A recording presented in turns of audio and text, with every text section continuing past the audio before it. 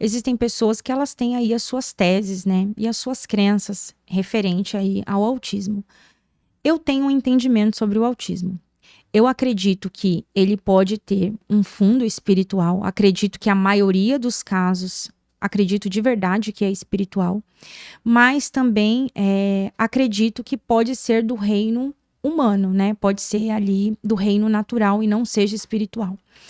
O que eu sugiro, né, para uma mãe, para uma pessoa, né, que ela tem alguém ali na família dela?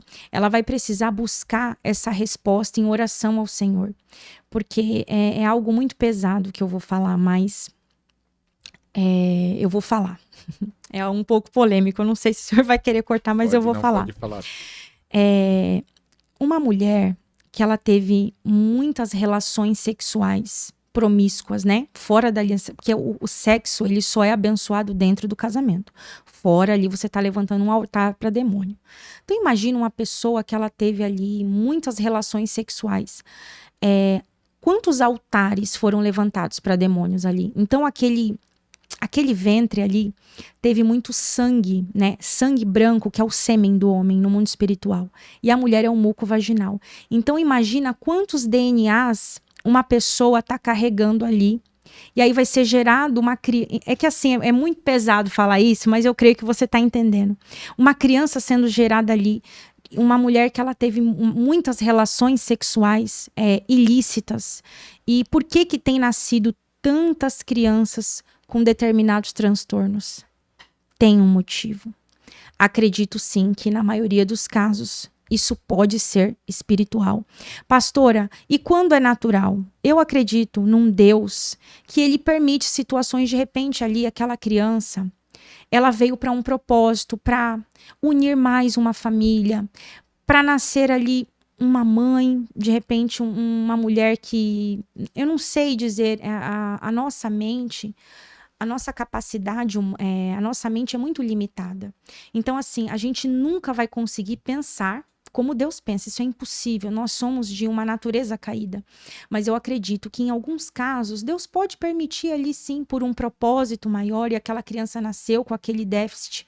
Mas, na minha jornada como libertadora, o que eu mais tenho visto é totalmente espiritual. Então, pode ser ali algo na ancestralidade daquela pessoa, um pacto que ela fez, porque existe maldição hereditária. Então, qual que está sendo o maior problema hoje nas igrejas? A maioria, os pastores, né, os líderes, eles acreditam que a maldição ela acaba na cruz. Eles falam assim: Jesus ele levou, tá? Mas Jesus levou as doenças, Jesus levou as enfermidades, por que a gente fica doente ainda? Então, isso não faz sentido nenhum. As maldições, elas precisam ser desligadas. O processo de crucificação, ele se dá todos os dias nas nossas vidas. Todo dia a gente tem que se abster do pecado, porque senão a gente não ia pecar mais. Se Jesus levou tudo na cruz, a gente ainda não peca, a gente ainda não fica doente. Então, assim, tem casos também de quando a criança nasce, né, com autismo no caso, pode ser uma maldição que precisa ser desligada. Inclusive, a pastora Tânia Tereza traz um testemunho sobre isso, de uma pessoa que participou lá do Silk, e a mulher lá, no mesmo momento que ela confessou os pecados geracionais, a criança foi curada. Se eu não me engano, eles eram de Belém do Pará. A criança foi curada no mesmo instante. A criança não falava, começou a falar. É um testemunho lindo.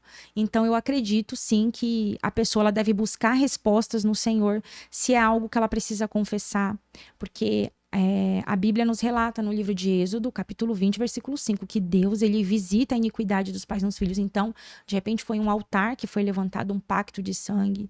O ocultismo não sabemos. Então, algo na sua ancestralidade. Ai, pastora, mas como que eu vou saber algo que o meu bisavô fez? Confessa tudo. Eu fiz isso no meu processo de autolibertação. Eu falei: Senhor, eu não sei o que fizeram. Pai, eu falei, toda raiz de se fizeram zoofilia, pedofilia, derramamento de sangue, aborto, assassinato, lascívia. Aí eu fiz uma lista e confessei tudo. Falei assim: Senhor, eu cancelo hoje, eu confesso tudo o que os meus ancestrais fizeram.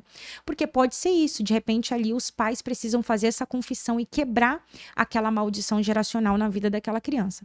Então, assim, a primeira coisa, não adianta a pessoa ver esse podcast e já ir lá: eu vou orar agora. Não é assim. Primeiro você vai buscar respostas do Senhor. Você vai abrir um período de: Senhor, me mostra se isso é do reino humano ou se é do reino espiritual. Porque se tem cura, Senhor, se é do reino espiritual, eu quero cancelar isso na vida do meu filho. Que foi o que aconteceu com essa mulher ali, que foi no Silk da pastora Tânia Tereza. E